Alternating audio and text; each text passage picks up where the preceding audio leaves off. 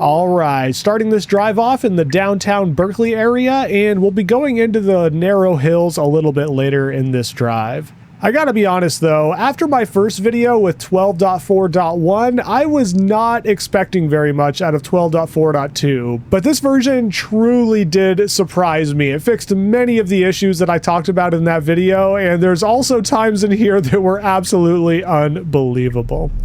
We have to make an unprotected left turn at this intersection and then make an immediate right after, and you may notice there is a temporary barrier set up across the street. Does a good job creeping into the intersection and then immediately proceeding without coming to a secondary stop like we've seen so much in 12.3. And even with those barriers blocking half of the right-hand turn lane, does a really good job of getting us all the way over into the right-hand lane for this immediate right turn. And another pretty good example of the creep behavior here, you can see it creep forward even when traffic is approaching and kind of just fits right in after the last car goes without coming to that secondary stop. Pretty much exactly how humans do it. As we approach the next intersection, you can see traffic starts building up ahead, and there is a Model 3 off to our left waiting to make this left-hand turn. It almost seems like full self-driving was going to slow down to give him the right-of-way, but then seems to realize that there's enough room ahead of us, so just continues on forward by itself. One thing you'll remember from the 11.4.1 review is those random excessive lane changes, and I'm super happy to say they're pretty much completely solved. There is sometimes the car will change lanes like this, but usually it's for a reason, like the lane we're in traveling too slow or something. And super happy to report that I haven't experienced any what I would call random lane changes, where it's just going back and forth like it used to. So whatever problem was causing that seems to be completely resolved. Another thing that I complained about is that it didn't seem like it had a lot of confidence in certain situations, and again, I can proudly report that that's no longer the case. At this next intersection, you'll see another person waiting to make a left-hand turn, and instead of slowing down and waiting behind him, it actually just changes lanes over to the right-hand side here, smooth as silk. It actually didn't even turn on its turn signal to change lanes there, which I guess could be my one critique in that situation. But I gotta admit, I'm really happy to see that it seems to have grown a pair since the last dot update. Really, really nice and smoothly done. It's also really smooth getting into turn lanes. You can see it just brushing up against this double yellow, just really, really minimal inputs to the steering wheel and doing an excellent job just driving these intersections exactly how a human would. Also turning the steering wheel well before that car had passed and starts accelerating immediately after. This next intersection was a bit of a challenge for 12.3. It always got really close to the curb making this right-hand turn, and you can see by the marks on the curb there's a lot of other people who do the same thing. But 12.4 seems to do a much better job at keeping some distance between it and the curb. I know we have seen a few examples of cars hitting curbs in some random situations on 12.3, but like I said in my initial 12.4 review, I think that probably is a thing of the past. This one seems to do a much better and more consistent job at staying away from curbs. And you can see we have reached our destination, which is off to the right, and it pulls into this handicap spot, probably because it doesn't know any better. And after putting in a new navigation route, I go ahead and re-engage. Something else I forgot to mention is that version 12.4 seems to consistently signal when it's pulling away from a curb. So you'll notice right when I engage it, it turns the turn signal on. Pretty interesting situation at this next light. You can see we're making a left turn here, and after the traffic in front of us clears, the left turn arrow actually turns yellow. Even though the light's still green, it seems to realize that traffic in front of us has a green light, so it stops, albeit a little bit awkwardly in this intersection, to let the traffic through. Admittedly, although we are stopped in a pretty awkward spot and we're a little bit into the oncoming lane and the whole maneuver was just pretty awkward, I think that actually shows quite a bit of intelligence. Even though the lights that it was concentrating on were full green, it seemed to know that traffic in front of us were the ones who had the right of way. You can see it coming to a stop here and waiting for the car to our left to clear. And there's also a bicycle who's kind of just creeping through the intersection here and also waits for him as well, which was nicely done. Cyclists in this area almost never come to a stop at stop signs. pretty tough intersection here. We're supposed to be going straight where that car directly ahead of us is, but cross traffic does not stop. So there is 4 lanes of traffic that we have to account for. You can see it has creeped up all the way into this crosswalk until it has a good view of approaching traffic from each side, but there is just not a good moment to go. There seems to just be a lot of traffic at this intersection at the current time. Does a pretty good job at staying very patient though and waiting for all these cars to clear and then proceeding at a good time. There was actually a car approaching from the right, and I wish we had a little bit more oomph through this intersection, but it handled it just fine.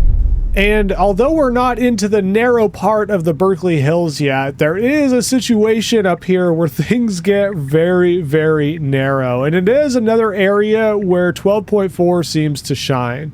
This next right turn to get to our destination is super tight, and if you have 12.3, you'll know that it just treats these kind of like normal, but 12.4 actually slows down quite a bit when it hits the curb, and when it gets close to things, it just goes super slow. You can also see it have a very light touch with the throttle, handled that extremely well, and felt honestly very human through there. Handling things extremely well is probably a pretty common theme you're going to hear throughout this video. I have been super impressed with this update so far.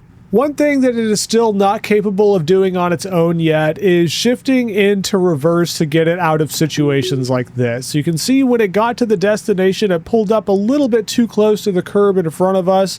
And although there was a little lurch of acceleration at one point here, it just basically comes to a stop. I do need to disengage to manually back up again and get it headed in the right direction. And another thing I'll bring your attention to is look how much detail is in the high fidelity park assist visualizations here. And then as soon as we go into autopilot, it all just disappears. I know I probably sound like a broken record, but I really hope that the high fidelity park assist and autopilot visualizations gets merged soon, because it'd be really cool to see all the detail on these bushes and all these other things here, and they're currently just not there.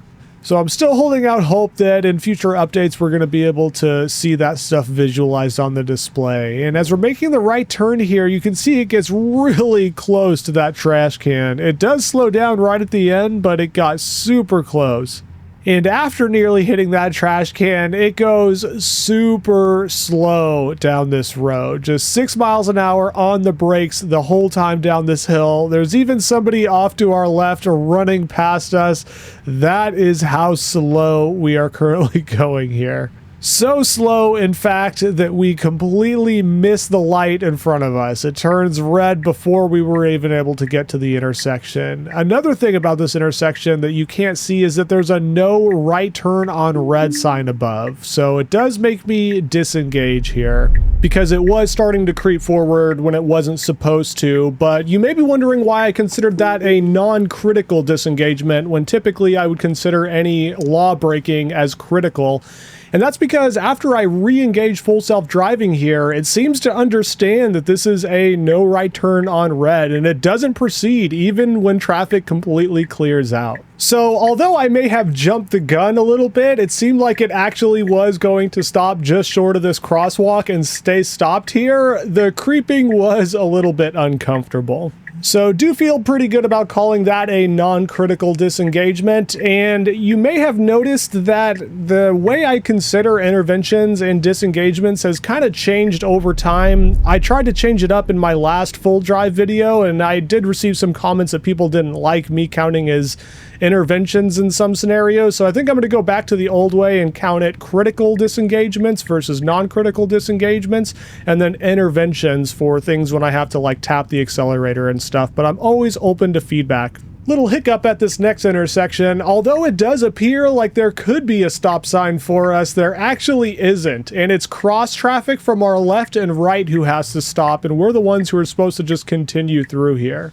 So it did come to a complete stop here when it shouldn't have, which made for a little bit of an awkward situation for that car on the right. But in those types of situations, if full self-driving really doesn't know what to do, I would rather it be safe than sorry. It's not quite as safe in the next intersection though. On this this left turn, you can see it cut over really tight over these double yellows, and there's a truck that appears around the corner.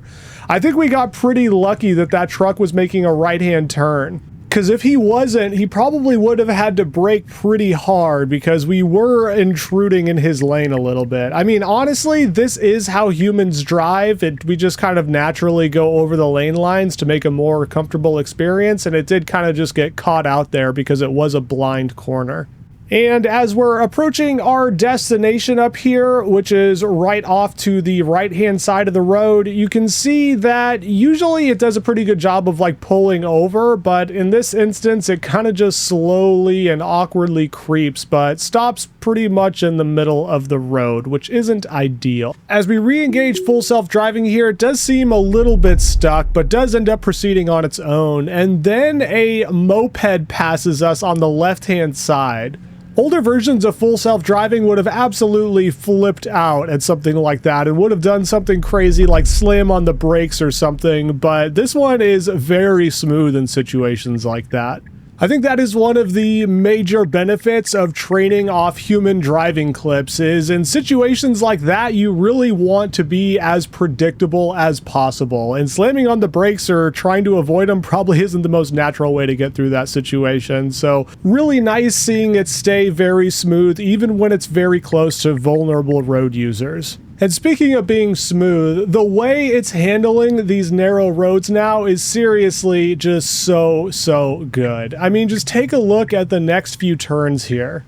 Even though the turns are pretty sharp, the steering wheel just stays very smooth, and it also goes in a really appropriate speed as well. You can see as it rounds this next-hand corner, it has to get pretty close to these other cars to complete the turn, and it just does it so naturally. No random slams on the brakes or anything else like there used to be. It's kind of something that I almost take for granted now ever since version 12 released, until I look back at some of the older videos in these same areas and see how the car used to handle it in version 11 and before. So far, this drive has been the most comfortable one through this area so far.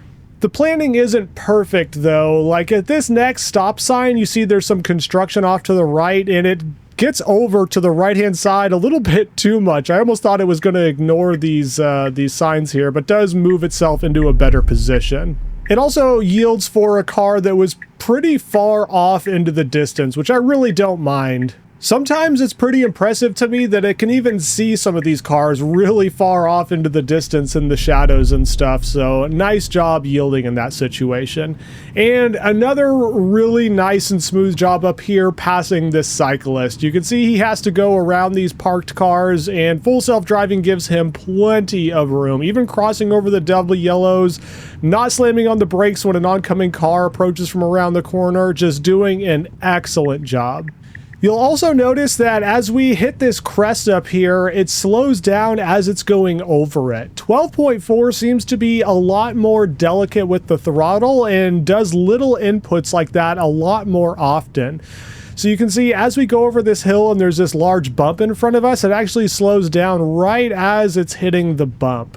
Older versions of version 12 were pretty hit and miss in this regard. Sometimes they'd slow down and sometimes not, but this one seems to be very delicate with the throttle in situations like that. You can also see it slowing down here because we're going over a crest and it can't see what's ahead of it. And then as soon as it gets to the point where it can see the road ahead, it starts speeding up again.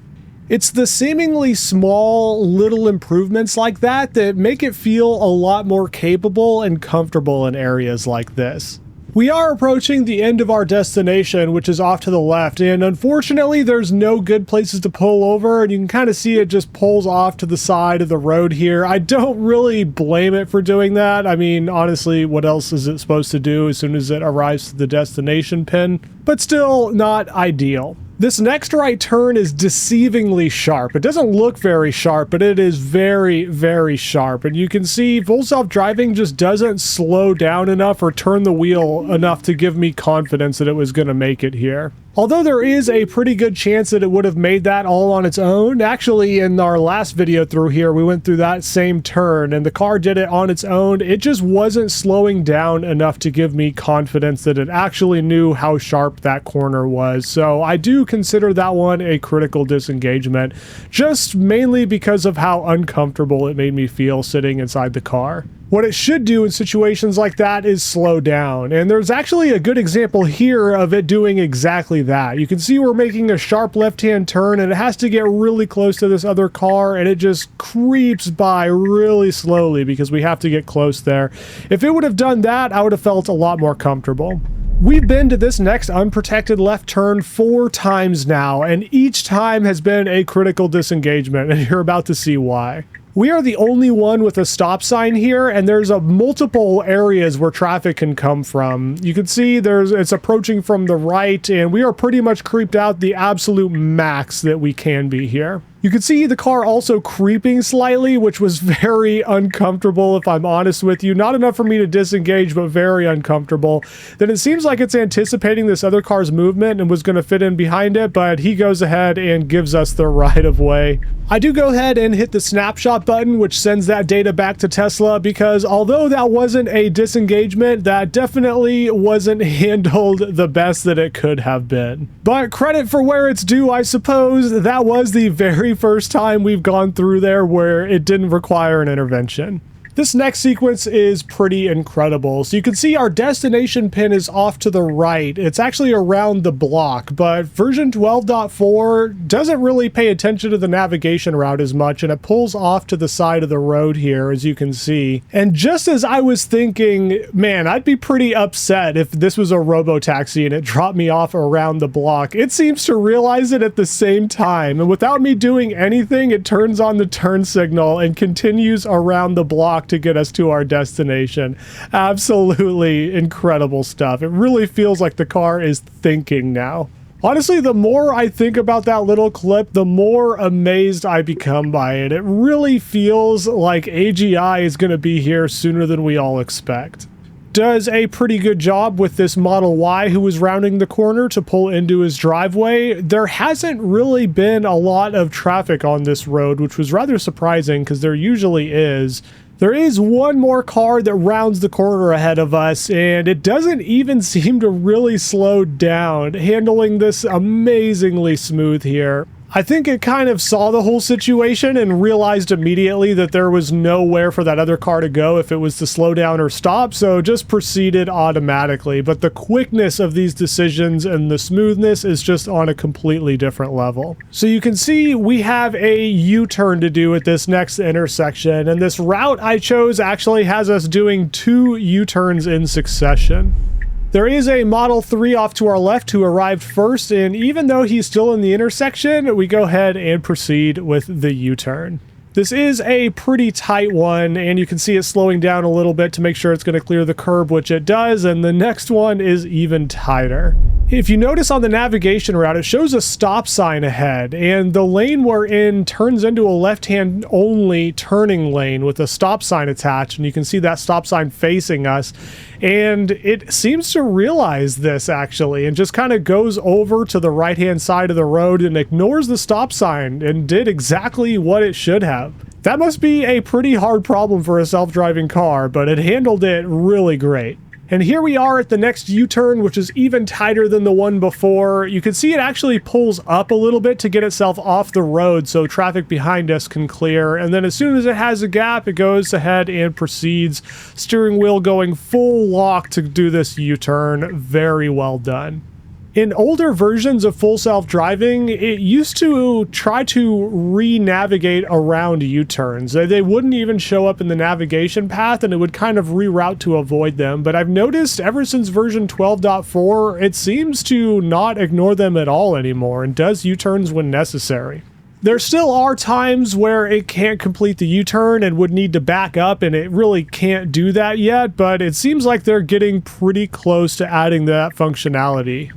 Having a little bit of trouble ahead with this flashing yellow light. This usually means a pedestrian's about to cross, but there were no pedestrians in the scene, and there was also that other car that was in front of us. It should have been a pretty good indication that it was okay to go through there. I do go ahead and press the autopilot snapshot button again, because although it wasn't a disengagement, I think I would have upset traffic behind me had there been any. I also think it's kind of funny how advanced full self-driving has gotten lately, but still has problems with those flashing yellow lights. This is kind of a weird turn. There is no actual traffic control here. There's no stop sign or anything. You can see it kind of slow down, check there's no oncoming traffic, and then moves through very smoothly. It's kind of getting hard to gauge what full self-driving is going to be good at and what it's going to struggle with. Sometimes it seems to handle the most complex situations really well, and other times doesn't do very well in some of the more easy situations. We are very close to our destination pin, and unfortunately, after an hour plus of driving, this is where the camera dies. So that means that's also probably where I'm going to end the video. For a brief summary, although we had two what I would consider non-critical disengagements and a critical disengagement, I think this probably is by far the best that it has ever handled this area before. The smoothness we're seeing and the ability of it seemingly thinking for itself is just on a completely different level. There really is a lot going on under the hood of version 12.4. Thank you so much for watching, everybody, and until next time.